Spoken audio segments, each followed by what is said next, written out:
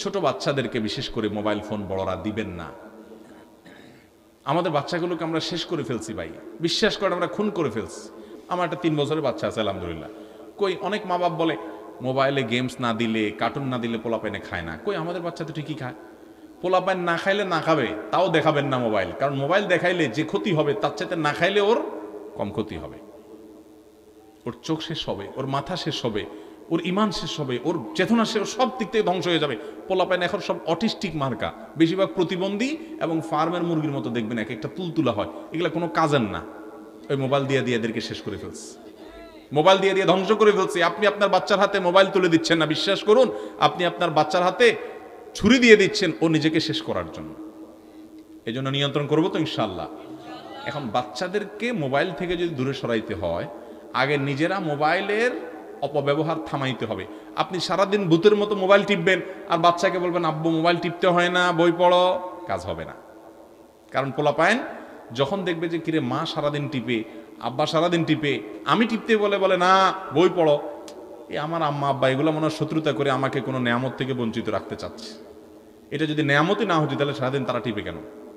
বাচ্চারা দেখে শিখে বেশি, শুনে শিখে কম। তাদেরকে ওয়াজ করবেন কম, তাদের সামনে আমল করবেন বেশি। চেষ্টা করবো তো ইনশাআল্লাহ। আমারও আল্লাহ তাআলা ছোট বাচ্চা দিয়েছেন, বড় বাচ্চা দিয়েছেন। আমার 16-17 বছরের ছেলে আছে আলহামদুলিল্লাহ। আমার এই ছেলেকে আমি মোবাইল ফোন দেই নাই এখনো। 16-17 বছরের ছেলে প্রতিদিন মাদ্রাসায় যায়, ঢাকায় বাসা থেকে আসে। ধরেন কেউ বলল যে ভাই একটা মোবাইল না দিয়ে যদি বিপদে পড়ে কি হবে, ফোন করবে কিভাবে? তো প্রশ্ন হলো যখন মোবাইল ছিল না তখন মানুষ কি করত, কি বলেন? তাহলে বোঝা গেছে যে মোবাইল ছাড়াও মানুষ চাইলে চলতে পারে। ও যদি বিপদে পড়ে আল্লাহ না করে কোথাও কল দিবে, আর যদি কল দেওয়ার মতো সুযোগ না থাকে তো বিপদ না হয় আসবেই। মোবাইল থাকলে যে বিপদ আসবে না এমন কোনো গ্যারান্টি আছে? তাহলে মোবাইল দিয়া ওর যে বিপদ হবে, মোবাইল না দেওয়ার কারণে যদি বিপদ হয় সেটা তার চাইতে শ্রেয়। আলহামদুলিল্লাহ সে পড়াশোনা করছে, সেও খুব খুশি।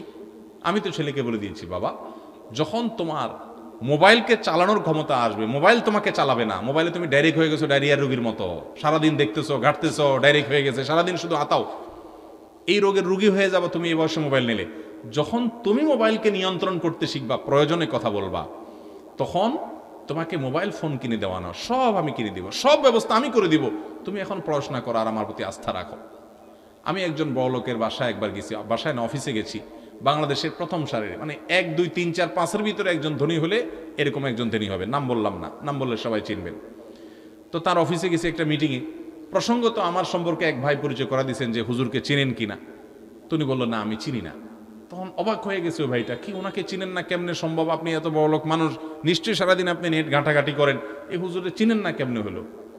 তখন উনি বললো ভাই সরি, আমার মোবাইলে ইউটিউব অ্যাপটাই নাই, ফেসবুক ইউটিউব এই অ্যাপগুলো আমার মোবাইলে নাই, এবং এগুলো আমি কখন, আমার কোনো ফেসবুক আইডিও নাই। তখন আমি চিন্তা করলাম এই লোক শত শত কোটি টাকার, হাজার হাজার কোটি টাকার মালিক হয়েছে, দেশের সেরা মানে শীর্ষস্থানীয় ব্যবসায়ী যে হয়েছে, এর অন্যতম একটা কারণ হলো এটা যে ফালতু কাজ করার সময় তার নাই। এই সারাদিন ফেসবুক ইউটিউব টিপাটাপি করা যুবক পোলাপাইন দেখবেন এদের জীবনে কিচ্ছু করতে পারে না, এর রাস্তা রাস্তা ধ্বংস হয়ে যায়, মোবাইল শেষ করে ফেলে, ও টেরও পাচ্ছে না ওর পুরো জীবনটাকে শেষ করে ফেলতেছে। ঠিক না ঠিক? একটা সময় আসবে আপনি মোবাইল ব্যবহার করবেন, নিয়ন্ত্রিত ব্যবহার। আমাদের আরো এক ভাই আছেন, আমি নাম বলবো না, যুবকরা, লক্ষ লক্ষ যুবকরা তাকে পছন্দ করে, ভালোবাসে, ইসলামের পথে তিনি এসেছেন। একসময় তিনি মুসলমান ছিলেন না। সে ভাই, ওনার ফেসবুক আইডিই নেই, কোনো আইডিই নেই, আইডি আছে সরি, মানে ফেসবুক অ্যাপই নেই ওনার মোবাইলে, এবং আইডি বেশিরভাগ ডিঅ্যাক্টিভ করা থাকে, কোনো অ্যাক্টিভিটিস নাই। তো আমি একবার জিজ্ঞেস করলাম ভাই তো তথ্য কি করেন? বলে ভাই তথ্য জানার জন্য ফেসবুক টিপা লাগে, এর চেয়ে বোগাস কথা আরেকটা নেই। কারণ যার ফেসবুক নাই সেও কিন্তু তথ্যটা ঠিকই নিতে পারে, আমাদের সময়গুলো সব শেষ করে ফেলে, বিশেষ করে বাচ্চাদের ব্যাপারে। আমি বাচ্চাদের কথা বলতেছিলাম। এই মোবাইল ফোনের ভার ব্যবহার করা দুনিয়াতে অনেক সহজ হতে পারে, এর ভার বহন করা দুনিয়াতে অনেক সহজ হতে পারে, আখেরাতে এর দায়ভার বহন করা অনেক কঠিন হতে পারে। মোবাইল দ্বারা সবচেয়ে বেশি অপরাধ যেটা হয়, সবচেয়ে বেশি হারাম যেটা হয়, স্মার্টফোনে হারাম জিনিস দেখা, নেটে হারাম হারাম বিভিন্ন নিষিদ্ধ বিভিন্ন বিবরণী সেগুলো আপনি পড়ছেন, বিভিন্ন বর্ণনা পড়ছেন, বিভিন্ন ভুইফোড় অনেকগুলো নিউজ পোর্টাল বের হয়েছে আজকাল যে শুধুমাত্র আজে বাজে নিউজ করা, একটা সহজ নিউজটাকেও এমন নোংরাভাবে উপস্থাপন করা, যুবকরা বাধ্য হয়ে ওইটাতে ক্লিক করে এবং মনে করে যে সেখানে রগরগে কোনো বর্ণনা আছে। ভাইরা আমার, এটাতে হারাম স্বাদ পাবেন, কিন্তু আপনার মনটাকে আরো অস্থির করে দিবে। আল্লাহ থেকে আপনি দূরে সরে যাবেন, আপনার ইমানই দুর্বলতা তৈরি হবে, তাকওয়া শেষ হবে। মোবাইল ফোনে সবচেয়ে বেশি অপরাধ হয় এই চোখের গুনাহ, সেটা পড়ে হোক হারাম কোনো কিছু, অথবা কোনো হারাম ভিডিও দেখে হোক, কোনো হারাম ফিল্ম দেখে হোক, কোনো অশ্লীল দৃশ্য দেখে হোক, কিংবা কোনো মিউজিক ইত্যাদি শুনে হোক। তো এই ধরনের বিষয়গুলো থেকে বেঁচে থাকা ফরজ।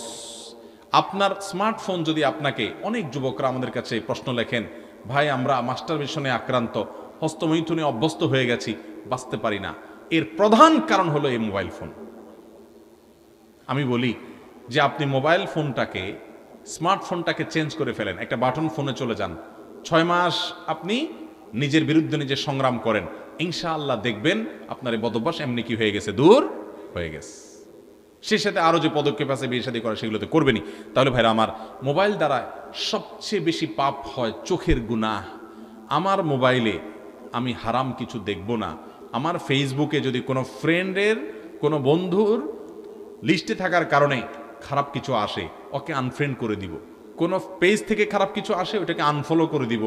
কোনো নিউজ পোর্টাল থেকে বাজে কিছু আছে, ওইটাকে ব্লক করে দিব। কোনো গ্রুপে থাকার কারণে খারাপ কিছু আসে, ওই গ্রুপ থেকে লিভ নিয়ে নিব। সোজা কথা, আমি হারাম থেকে বাঁচার জন্য চেষ্টা করব, কারণ আল্লাহ বলেছেন ওয়ালা তাকরাবুজ জিনা, জিনার কাছেও যেও না। যুবক ভাইরা আমার, আপনি আজকে একটা আর্টিকেল পড়বেন, খারাপ নোংরা একটা নিউজ পড়বেন, একটা মেয়েকে নিয়ে বাজেভাবে একটা নিউজ করেছে একটা বই কোনো প্রতিষ্ঠান কিংবা কোনো বড় মিডিয়া, আপনি সেটা আজকে পড়লেন। কালকে একটা ভিডিওতে একটা মেয়ের অঙ্গভঙ্গি, তার শরীরের বিভিন্ন অঙ্গ প্রত্যঙ্গ দেখলেন, হারাম মজা নিলেন। আপনি পরশু আরেকটা হয়তো আজে বাজে কোনো বাজে ভিডিও ক্লিপ দেখলেন, অশ্লীল কিছু দেখলেন, আপনার মনটা অস্থির হবে। আপনি চোখের জেনা থেকে মনের জেনায় চলে যাবেন, আপনি অনেক জেনায় চলে যাবেন। আপনার বৈবাহিক জীবন ধ্বংস হবে, ঈমান আমল ধ্বংস হবে, আপনি ইবাদতের স্বাদ থেকে বঞ্চিত হয়ে যাবেন। এই জন্য স্মার্টফোন ব্যবহার যারা করবেন, এই গুনাহ থেকে বেঁচে স্মার্টফোন ব্যবহার করা মানুষ এখন সোনার হরিণ হয়ে গেছে। ঠিক না বে ঠিক?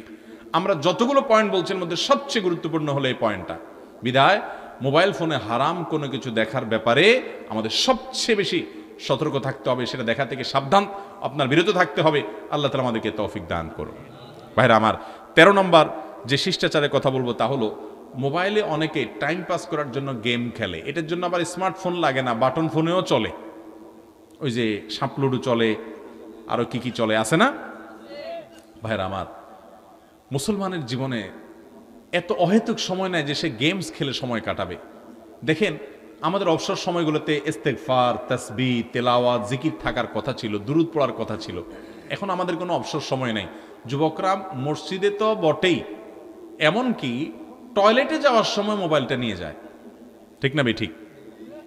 ওখানে বসে বসে টিপতেছে, যেখানে টয়লেটে 2 মিনিট লাগতো তার 10 মিনিট লাগতেছে, কারণ সে মোবাইল টিপতেছে বসে বসে। ঠিক না বে ঠিক? বাইর হয় না, বাইর হয় না, বাইর হয় না, কারণ কারণ খুঁজে দেখেন মোবাইলটা নিয়ে ঢুকছে। ভাইরা আমার, এই মোবাইল ফোন এটাকে অনিয়ন্ত্রিত ব্যবহার করার কারণে এটা আমাদেরকে ব্যবহার করছে। অনেক যুবক দিনে এভারেজে 4-5 ঘন্টা মোবাইলের মধ্যে ডুব দিয়ে থাকে, স্ক্রল করছে করছে করছে। আমি সবসময় বলি, এই আঙ্গুলের আগাটা এটা যদি ভালো করে কোনো আপনার সূক্ষ্ম যন্ত্র দিয়ে দেখা যাইতো, তাহলে দেখা যেত আমাদের যুবকদের আঙ্গুলের এই আগাটা ক্ষয় হয়ে গেছে, কারণ এত বেশি মোবাইলের গ্লাসের উপরে এটা ঘষছে যে মনে হয় আগাটা অনেকটা ক্ষয় হয়ে গেছে। এই যে স্ক্রল করছেন, কি কি খুঁজতেছেন আপনি নিজেও জানেন না কি খুঁজতেছেন, অযথা। ভাইরা আমার, আল্লাহ তাআলা আমাদের এই যৌবন সম্পর্কে, সময় সম্পর্কে জিজ্ঞাসাবাদ করবেন। এগুলো বিশ্বাস করেন, আপনার দুনিয়ারও কোনো কাজে আসবে না, দুনিয়ারও কোনো কাজে আসবে না, আখিরাতের কোনো কাজে তো আসবেই না। আপনি বলবেন আমি ইনফরমেশন জানতে চাই, আমি তথ্য সম্পর্কে সচেতন হতে চাই। যেই তথ্য আপনার জানা জরুরি, ওইটা আপনি স্ক্রল না করলেও জানবেন, আপনাকে কেউ না কেউ বলবে। অতএব তার জন্য মূল্যবান সময় নষ্ট করা যাবে